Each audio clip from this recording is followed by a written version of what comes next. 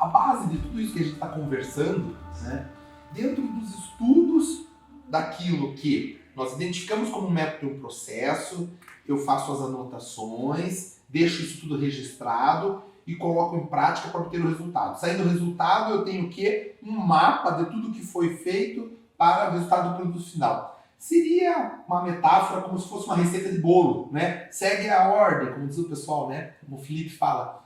Segue o plano, né? Segue o plano e o final está aqui, então é certo. Resumindo, qualquer pessoa, de qualquer idade, de qualquer situação, se seguir a receita, no final vai obter esse resultado. Então essa é a minha proposta dentro desse projeto, onde eu acabo sendo, não sei se a palavra certa seria o experimento, né? Sei lá, eu acabo sendo a cobaia disso tudo, porque acontece comigo, então é fácil de seguir, dizer as ordens aqui, e quando aparece o resultado também é super simples de colocar isso em prática. A base de todos esses estudos são as crenças, né? No evento que eu participei do Método CIS do Paulo Vieira, tem um módulo que ele fala somente sobre as crenças. Eu não sabia disso, né? Hoje eu consigo entender que se nós não temos, é porque falta saber. É sensacional isso, né? Se você ainda não tem aquele avião, é porque falta saber algo ou alguma coisa que você coloca em prática e você sobe de nível, né? Passa para um próximo nível. Sensacional isso. Muito, muito profundo. Então, o que ele fala sobre as crenças, né? O Paulo Vieira diz o seguinte, no módulo dele, aqui na apostila, olha o que ele colocou, né?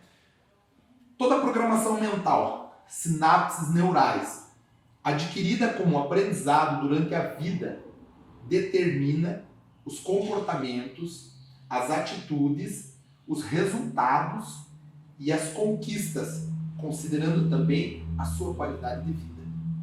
Isso aqui é demais da conta.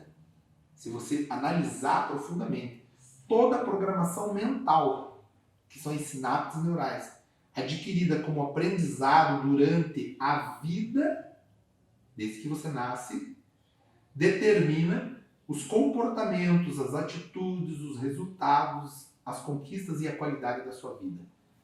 Espetáculo, né? Maravilhoso. Depois que eu entendi esse conceito que ele apresentou lá, depois que ele passou isso tudo, eu tenho uma história assim, que eu também aprendi dentro de um livro, que identifica bem isso. E eu vou te passar, e você vai dizer assim, Ju, cara, você conectou alguns pontos aonde eu me lembro da minha tia quando eu tinha 10 anos, eu lembro da minha avó quando eu tinha 14 anos, cara, eu lembro do meu pai quando eu tinha 6 anos de idade. E eu nunca tinha pensado nisso. Então a minha parte é apenas apertar o gatilho para você também, como aconteceu comigo, né? Conectar e dizer, cara, faz todo sentido, né? Algumas pessoas dizem isso tudo como virar a chave, né? Érico Rocha diz, né? Cara, você tá um insight do próximo nível. Você tá uma dica do próximo nível. Você tá uma palavra do próximo nível. Quando eu digo próximo nível, é sair do estado que você se encontra para um próximo nível acima, com mais consciência. Bacana isso, né? Consciência. Você tem consciência de que você não sabia aquilo, você aprendeu, colocou em prática e passou de nível. Sensacional. Maravilhoso, né? Tem uma história que identifica isso tudo. Eu vou contar essa história para vocês, você vai dizer, caraca, cara, muito, muito profundo.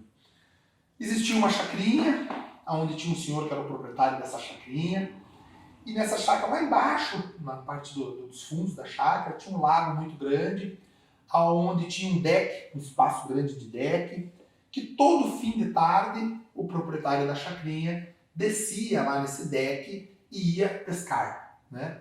Essa era o hobby dele. E tinha dentro da chácara o caseiro, onde esse caseiro também tinha um filho, uma criança de 7 anos, que vivia dentro da chácara, morava lá, né? E toda vez que o proprietário, o senhor, descia para fazer a parte de pescaria, todo aquele trâmite no deck no fim da tarde, a criança ia e acompanhava a pescaria do senhor. E um dia esse senhor chegou e falou, filho, você não quer pescar junto? Né? Vamos pescar junto, você tá todo dia comigo aqui e tal. Aí o menino falou, não, melhor não, eu prefiro ficar vendo. Eu acredito que o menino devia ter medo de eu pegar no peixe, colocar a isca, alguma coisa do procedimento ali da pescaria, de repente o menino não concordava, cruzava os bracinhos, ficava quietinho do lado, vendo e ponto, né? Essa era a ideia, essa era a proposta do menino em relação a esse kit de pescaria, não é verdade? Aí o que acontecia na pescaria? O senhor jogava a vara, né, com a isca na ponta lá e tal, daqui a pouco beliscava, ele recolhia, tirava quando ele tirava. Se o peixe, por ideia de visualização do proprietário da chácara, tivesse a medida menor que um palmo, ele, se fosse grande, né, menor que um palmo, maior que um palmo, ele tirava do anzol e devolvia o peixe. E colocava isso, jogava e tal, puxava, media um palmo, tirava de um palmo, pum, jogava no balde. E beleza, vamos pescar. Até que um certo dia, o menino intrigado que ficava vendo essa pescaria, chegou para ele e falou: tio, eu não entendo uma coisa aqui. Ele falou: o que foi, filho? Ele falou: o senhor está pescando. Eu achava que o senhor, quando vinha pescar, tinha ideia de pegar os peixes grandes, porque todo mundo que vai para uma pescaria sempre fala, né? Peguei o grandão, peguei o maior, eu sou que peguei o maior de todos. Ninguém chega e diz assim: ah, cara, eu tô indo lá pescar para pegar o menor de todos. Ninguém fala isso, né? E dentro desse contexto, o menino ficou intrigado. Os primeiros dias de pesca, o menino não perguntou nada, via acontecendo, até chegou uma hora, o menino colocou um ponto de interrogação e falou: o senhor poderia me dizer o que acontece? O senhor devolve os peixes grandes, pega os pequenos, joga e leva os pequenos. O que acontece nessa situação? Ele pegou e falou bem assim para o menino: filho, a questão é que se eu levar os peixes grandes, eu não tenho lá em casa frigideira grande para fritar os peixes grandes. Então eu levo os peixes de um palmo, que é o tamanho maior que cabe dentro da minha frigideira. Aí o menino, mais intrigado ainda, pegou e disse assim: mas o senhor pode me explicar uma coisa? Por que o senhor não compra uma frigideira maior? Imagina uma criança de 6 anos indignada, tipo, faz sentido, né? Cara, eu não levo o grande porque eu não tenho frigideira, eu levo o pequeno porque minha frigideira é pequena. A criança olhou e falou: mas poxa, você comprou uma frigideira grande? Ele pegou e disse o seguinte: filho, a minha mãe me ensinou que as frigideiras pequenas, que são as frigideiras boas, que fritam os peixes. Por isso que eu só tenho frigideira pequena. Faz sentido isso para você? O que é isso que esse senhor acabou de falar para a criança? Isso é uma crença limitante. Quem criou isso tudo? De onde surge essa ideia? A partir do momento que você, que é uma pessoa inteligente, que está aí assistindo o vídeo, que nós estamos, né, numa sociedade livre, onde hoje tem uma tal de internet, que você faz toda e qualquer pergunta ali, soluciona qualquer situação para você. Aonde está escrito, quem prova cientificamente que uma frigideira pequena frita melhor que uma frigideira grande? Isso é uma crença limitante, que veio por parte da mãe do senhor que estava pescando. Aí o que é a dúvida dentro disso tudo? Entra bem no aspecto dessas crenças que o Paulo explica sobre você ter crenças que te fortalecem ou você ter crenças que foram elaboradas, criadas, formuladas por pessoas do meio que você vivia, seja ela seu pai, sua avó, sua mãe, sua bisavó, e que incorporaram isso em você. Aonde eu quero chegar agora? Qual é a crença que está te limitando? O que é que você acredita que verdadeiramente não é verdade? É apenas uma crença que a sua avó, sua mãe dizia e assim sucessivamente. O Paulo apresenta um estudo aqui sobre isso. O que ele diz aqui, né? Que todos nós, pessoas normais, temos crença de merecimento, crença de capacidade, crença de identidade. Então, se nós temos crenças que nós não merecemos, por um motivo ou por outro, nós nunca vamos obter. Yes! Sensacional. Não é verdade?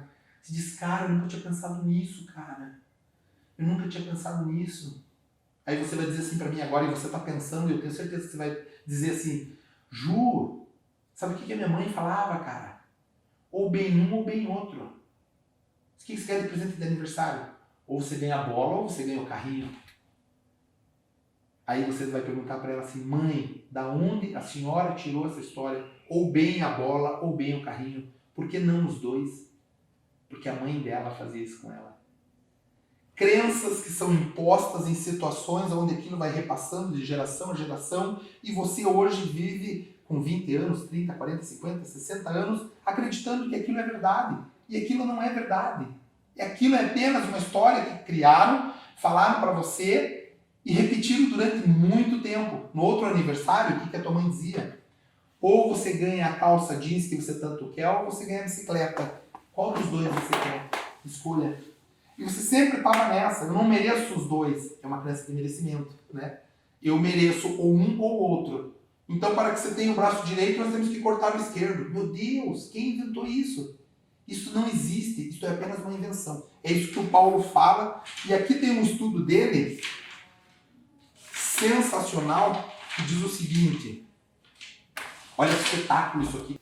Crenças e estresse. Olha a profundidade disso tudo para a gente fechar essa linha de raciocínio sobre as crenças e você, a partir do momento que desligar esse vídeo, você vai dizer, cara, eu tenho que rever o que governa as minhas decisões, quais são as minhas crenças. Importante, porque você parte de um princípio, a gente já tinha conversado sobre isso, 95% da solução de qualquer problema é identificar ele. Os outros 5% é colocar em prática o que for necessário. Mas a grande parte de solução é identificar verdadeiramente qual é a crença que te bloqueia, né? Olha que bacana isso aqui. Em 2012, o Departamento de Psicologia de Harvard publicou uma pesquisa que acompanhou 30 mil adultos nos Estados Unidos durante 8 anos. No estudo, as pessoas responderam as seguintes perguntas. Por quanto estresse você passou no ano passado? Você acredita que o estresse é prejudicial à sua saúde? Depois, os pesquisadores passaram a acompanhar os registros públicos de morte para saber quem dessas pessoas tinha morrido. Conclusão da pesquisa. Espetáculo isso aqui, né? Quem havia tido estresse no ano anterior tinha 43%. Mais risco de morrer. Mas esse número só é verdade. Você entendeu ali no começo, né? Quem havia tido estresse no ano anterior tinha 43% mais risco de morrer. O estresse causa morte. 43% das pessoas, né, que tinham tido estresse tinham mais risco de morrer. Mas esse número só é verdade para as pessoas que realmente acreditavam que o estresse era prejudicial à saúde. Yes! Você entendeu? Sensacional. O estresse só prejudica quem acredita verdadeiramente que o estresse mata. Para fechar. As pessoas que tiveram estresse, mas não acreditavam que ele era prejudicial, não apresentaram risco de morte maior. Elas tiveram menos risco de morte do que qualquer pessoa no estudo, inclusive as que tiveram pouco estresse. Não importa como foi seu passado, não importa como está sendo seu presente. Mudanças podem acontecer rápido. Se for para acontecer, só depende de você.